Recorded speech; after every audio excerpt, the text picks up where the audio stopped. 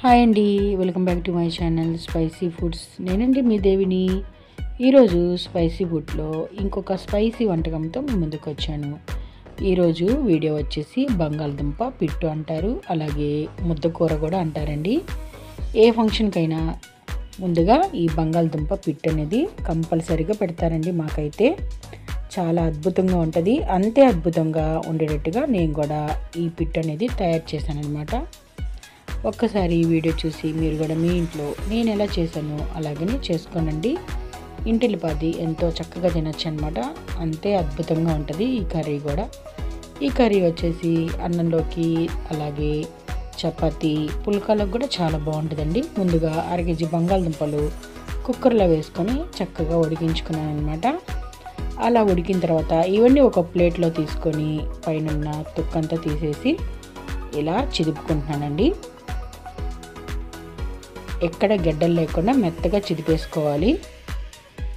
ఇలా ఇవన్నీ ఇలా చిదుపుకున్న తర్వాత ఇప్పుడు మనం పిట్ అనేది తయారు చేసుకుందాము. బంగాళదుంప పిట్ అనేది స్టవ్ మీద ఒక ప్యాన్ పెట్టుకొని దీనికి కొంచెం ఆయిల్ ఎక్కువ పడుతుందండి. ఈ కర్రీకి ఆయిల్ ఉంటేనే చాలా బాగుంటుంది అనమాట. నూనె కాగిన తర్వాత శనగపప్పు వేసుకుంటున్నాను. ఈ కొద్దిగా వేగుతున్నప్పుడు తాలింపు గింజలు కూడా వేసుకోవాలి. తాలింపు గింజలు అంటే ఆవాలు, మినపప్పు, జీలకర్ర. కావాలంటే జీడిపప్పు కూడా వేసుకోవచ్చండి, ఇంకా చాలా బాగుంటుంది. నేనైతే వేయట్లేదండి, మీరైతే జీడిపప్పు కూడా వేసుకోవచ్చు అనమాట. తాలింపు గింజలు వేసుకున్న తర్వాత అవి బాగా వేగాలండి. అలా వేగుతున్నప్పుడు కొంచెం కరివేపాకు వేసుకుందాము.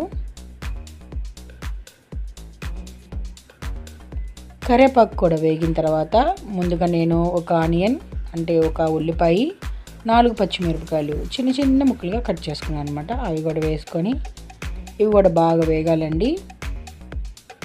అలా వేగుతున్నప్పుడు కొంచెం పసుపు వేసుకుందాము. ఎక్కువ పసుపు వేసుకుంటే పసుపు వాసనగా ఉంటుందండి, బాగోదు. ఈ పసుపు కూడా బాగా వేగాలన్నమాట. ఇలా వేగుతున్నప్పుడు ముందుగా మనము అల్లం వెల్లుల్లి పేస్ట్ కూడా నూరు పెట్టుకున్నాను. అల్లం వెల్లుల్లి పేస్ట్ కూడా వేసుకుందామండి. ఇది కూడా పచ్చి వాసన పోయేలాగా వేపుకోవాలన్నమాట.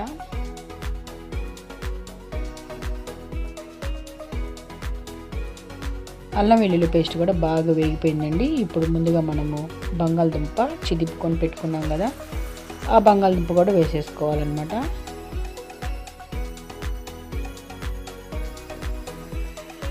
బంగాళదుంప అంతా వేసుకొని ఒక్కసారి కలుపుకుందామండి. ఒక్కసారి మీరు కూడా ట్రై చేయండి, చాలా బాగుంటుంది. అన్నం మొత్తం చక్కగా ఈ బంగాళదుంప పిట్టితోనే తినచ్చు అనమాట, అంత బాగుంటుంది.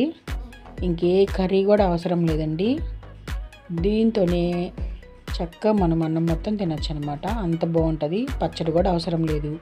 తగినంత ఉప్పు అండి, మన టేస్ట్ కొలది ఉప్పు అనమాట. అలాగే మన టేస్ట్ కొలది కారం కూడా. ఉప్పు కారం బంగాళదుంపకి పట్టేలాగా కలుపుకుందాము.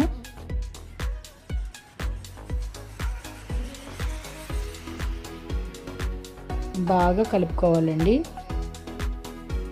ఎక్కడ ఉండలు లేకుండా మనం చూసుకొని కలుపుకోవాలన్నమాట.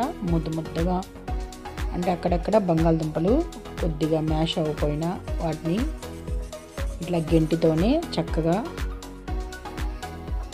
అలాగే కొద్దిగా ధనియాలు, జీలకర్ర పొడి, కొంచెం గరం మసాలా అనమాట. ఎక్కువ వేసినా కూడా బాగోదండి, గరం మసాలా కొంచెం వేసుకోవాలి.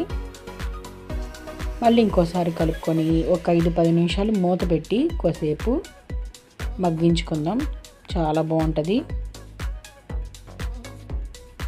ఈ బంగాళదుంప, కారం ఇవన్నీ బాగా మగ్గిపోవాలండి.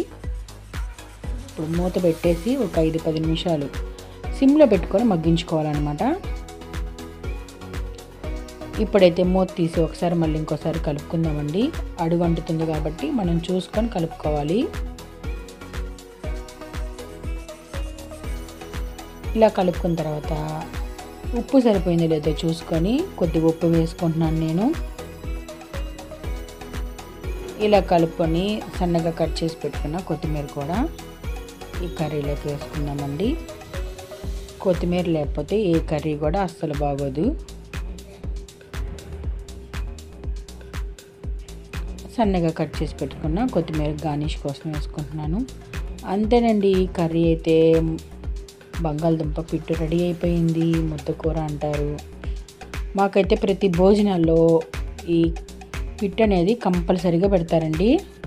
అసలు పులిహోరలో కలుపుకొని తింటామంటే అంటే చాలా బాగుంటుందండి. ఒక్కసారి మీరు కూడా పులిహోరలో కలుపుకొని ట్రై చేయండి. వీడియో నచ్చితే లైక్ చేయండి, షేర్ చేయండి.